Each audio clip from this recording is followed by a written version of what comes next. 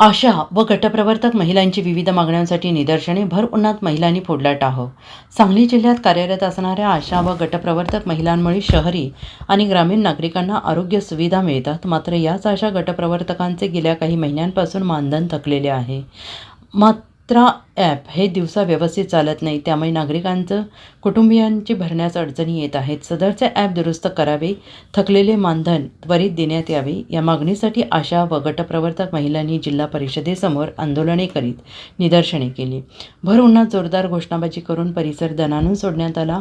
आभा golden card, Ayushman Bharat योजना, प्रधानमंत्री मातृत्व योजना या योजनांचे मानधन थकीत आहे।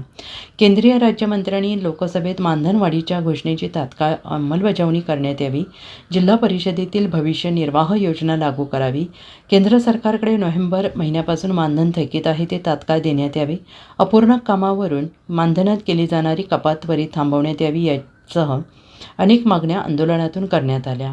लाल बावटा आशा वर्कर्स आणि गटप्रवर्तक युनियनच्या वतीनं हे आंदोलन करण्यात आलं।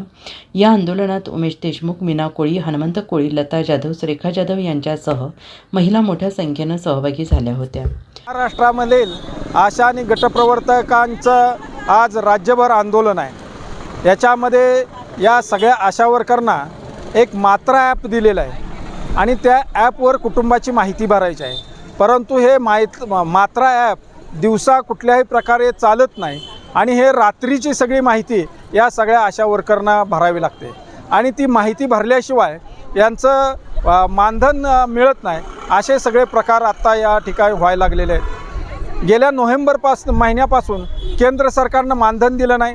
भविष्य निर्वाह निधीचा प्रश्न आहे, यांना खरं तर किमान वेतनापेक्षा कमी कुठल्याही प्रकारचं मानधन असता कामा नये, पण सरकारच किमान वेतनाचा कायदा मोडतं आहे।